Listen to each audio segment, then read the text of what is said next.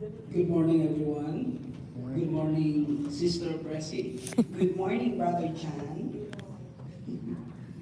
We are gathered here today to celebrate the enduring power of love in a special worship program entitled Sweeter as the Years Go By. Press, I know that we have a prepared script, but I hope you allow me to decrease a bit. Uh, because today is, well, it's February 15, and yesterday was Valentine's Day. On Valentine's Day, 35 years ago, I have heard the sweetest word in the dictionary ever. And anybody, do you know what is the sweetest verse?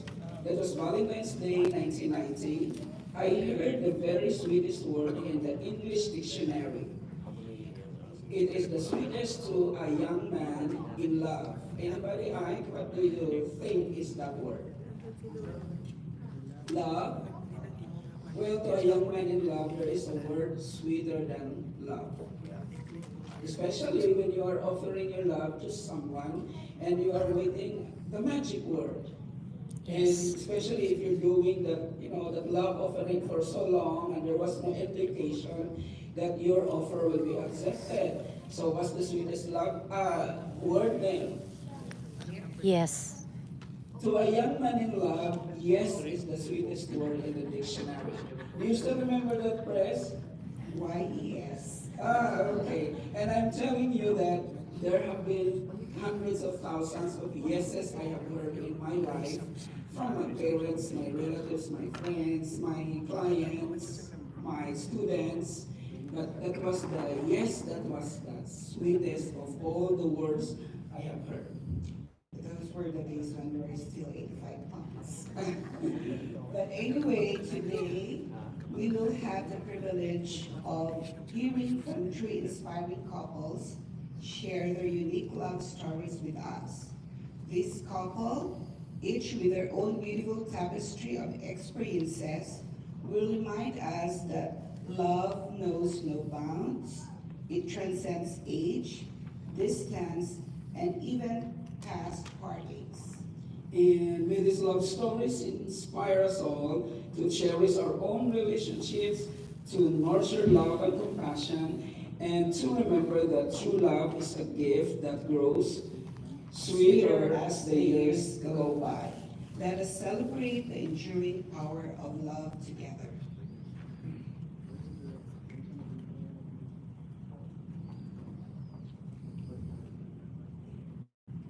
And for our first couple,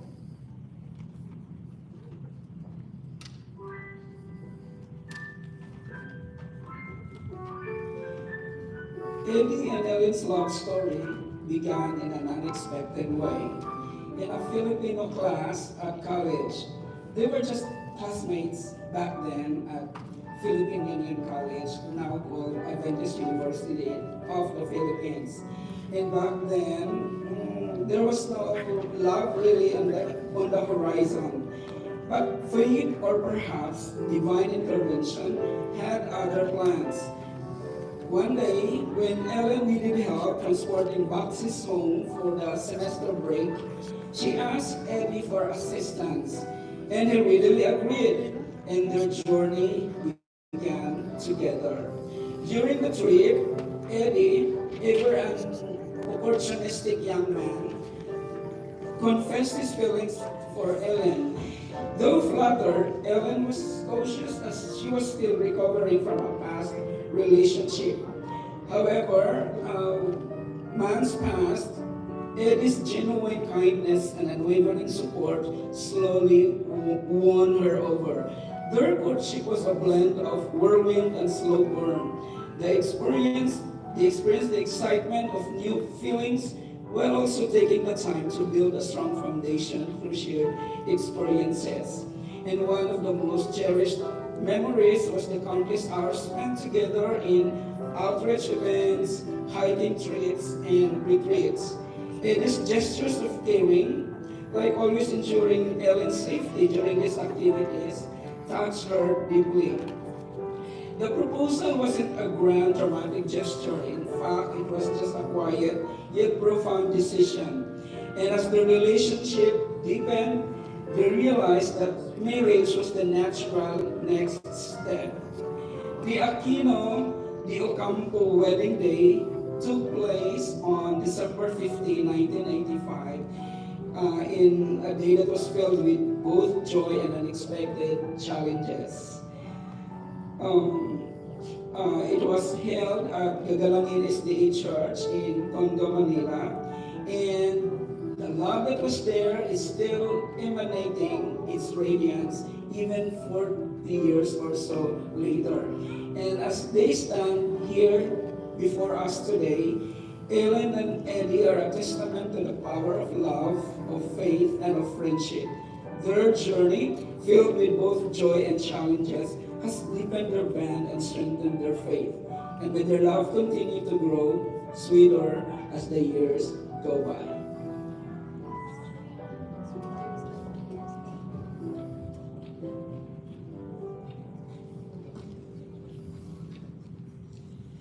Jasper's world had been shattered. A bitter divorce in California left him feeling lost and adrift. The familiar landscape of his life turned upside down. Seeking solace and a fresh start, he returned to his roots in Davao City, Philippines. There, amidst the familiar sights and sounds of home, he embarked on a new path, choosing to study nursing. It was in this pursuit of healing others that he encountered Sharon. Sharon was a breath of fresh air, young and beautiful. Her kindness radiated outwards, and her sweet smile could light up a room. Jasper found himself drawn to her warmth and gentle balm to his wounded spirit. Their initial interactions were simple, conversations centered around their studies, a shared focus on the demanding world of nursing. Friendship blossomed, but romance was not yet on the horizon. They came from different worlds, different paths, different fates, a seemingly insurmountable barrier between them. But God works in mysterious ways. Sharon, drawn by an inner yearning, decided to explore the Adventist faith, attending a Bible study. This decision, a pivotal moment in their story, led to her conversion. As Sharon embraced the Adventist faith, her connection with Jasper deepened. Their shared beliefs formed a new bond, weaving their lives together in unexpected ways. Jasper, his heart healed and his spirit renewed, felt a stirring within him. His return to California was no longer a retreat from heartbreak, but a courageous step towards a new future. This time, he wouldn't face the world alone. Sharon, the woman who had captured his heart with her kindness and faith, would be by his side. Their journey culminated in a beautiful celebration of love as they exchanged vows in Redlands, California on May 21st, 2012. Surrounded by family and friends, they began their married life, ready to face whatever challenges lay ahead. Their wedding day was a testament to the power of faith and love to mend broken hearts and build new beginnings.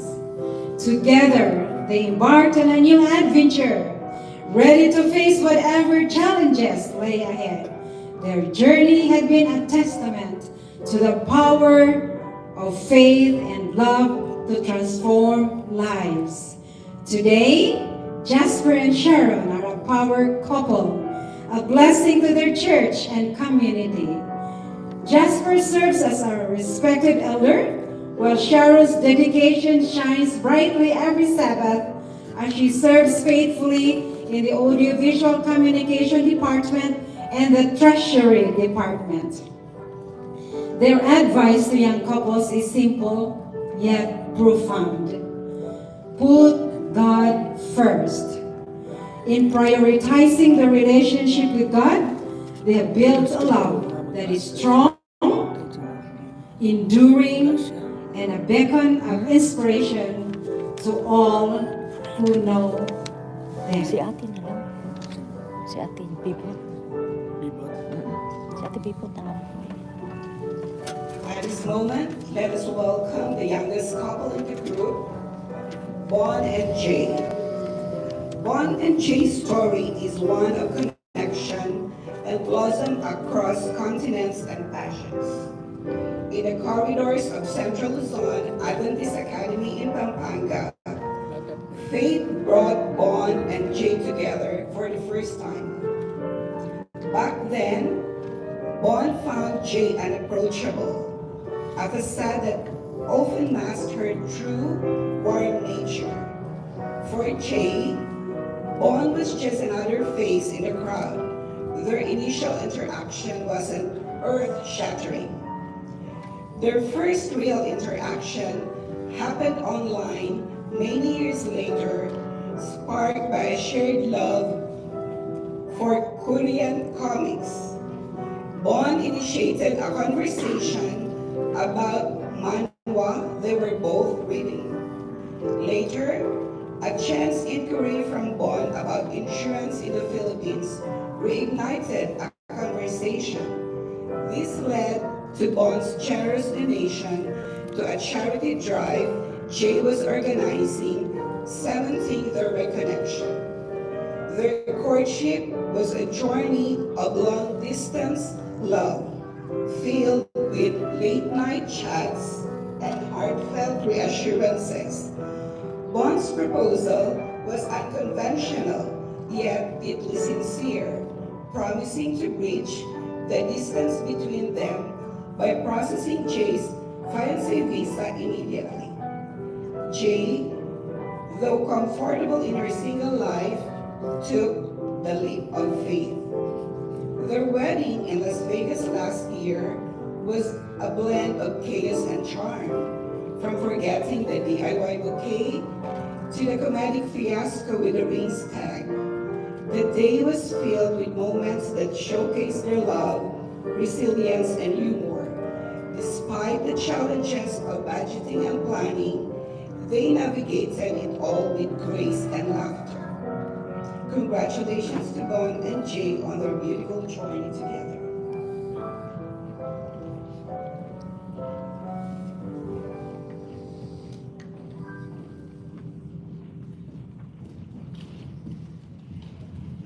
And I would like to congratulate actually all the three couples here who take the time and are willing to open up their lives to help this month. You know, this is the month of love. Somehow, you help to paint love on this month of love too. So thank you to all three of you. Now, you know, when we were listening to your love story, we feel like we remember our love story too. And I know that there are so many here who also have very unique love stories that they, you know, they happen to remember and recollect those decades ago that were seem like lost in time, but still fresh in their minds. Now, I would like to ask you questions. Maybe I would start with Pastor Ed and Sister Ellen. Okay, here is my question to you. We have heard your story, and it's very nice. It was an unexpected love because you started like just classmates, and there are so many classmates and friends in the campus, and there was really no some external signs that love will be created in the air. So let me ask you this question. Can you share a memorable moment from your love story that highlights the beginning of your relationships? Well, you can help each other answering. Am I the speaker of the house? Anyway, when we were talking about that, what really highlighted our relationship. What really, where did we start? I was really asking him because as I was telling him, ayoko naman sa'yo. We started that way. We always argue because we have different, very opposite personality. But the main highlight, I believe, is that when we always were together in the outreach program of the college, of Philippine Union College. Because every Sabbath, we were asked to go out, all the students, and go to the barrios and do the outreach. And most of the time, we are partners. Okay? And so in that way, we learn to know each other. From being barkada, from being friends, from being just acquaintance, it developed into something special friend. And then, yeah, it grew like that because God is always in our center. We were always at work with God's word. Okay, so sometimes love begins from friendship then. Yeah. Your story will prove that to be true. Okay? And not only that, attorney, Yes. we started being friends. I don't like her, she doesn't like me. Because when you are in God's ministry, and the Lord knows your heart, because I keep on praying, Lord, I am in the ministry, I'm a ministerial student. I want to have a MWF, What do you mean by that? minister wife for the future. Okay, that's nice. MWF. MWF. That's my prayer. And as I observe, ladies, there's a lot of ladies. There is something in her. Because we are in a ministerial association group. She was the secretary of the ministerial association. I thought at first she is taking theology. But when I'm making friends with her, I learned that she is taking biology. Biology. So, medyo nabudol pa ako doon. But I keep on praying. As what she said, we were always in the ministry, in the outreach. And then, that's the time. When you are with the Lord, God will give you the right person. The MWF. The MWF, yes. And it looks to me like you were looking for MWF, and actually there were signs that you see when you look at her, because she's different from the others. Yeah. Especially if she's not a theology student, and yet she's so active in this type of ministries. That's right. Then probably she is really the answer to your prayer for an MWF. Yes, it's the right answer. The right answer. The only answer. The only answer. Okay?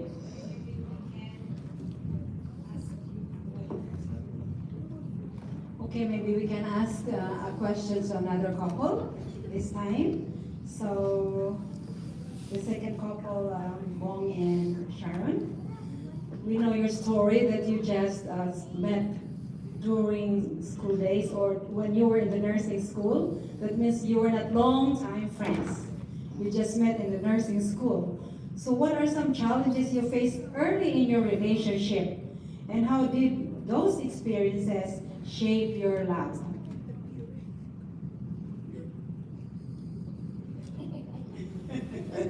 Let me correct some of the highlights first. We are classmates in nursing, but I was married. Okay. Yeah. So At that actually, time. I was giving a man for Sharon, my classmate also from Bohol, and it didn't work. So I don't know about it, but years later, I found her in Facebook. So Okay. that's the main thing that happens right now. What's the question? It's not like a relationship where you were friends from the elementary and high school, right? But this time you see each other in college. So what are some of the challenges you faced early in your relationship, and how those experiences shape your love? Yeah, not in college. Well, what happened is I found her in Facebook, right, and we're classmates. So I told her my side, and we heard it already that, you know, my wife, my ex-wife, that time my wife, was my classmate also in nursing. Explained to her what happened, you know, because we're just friends, we're classmates.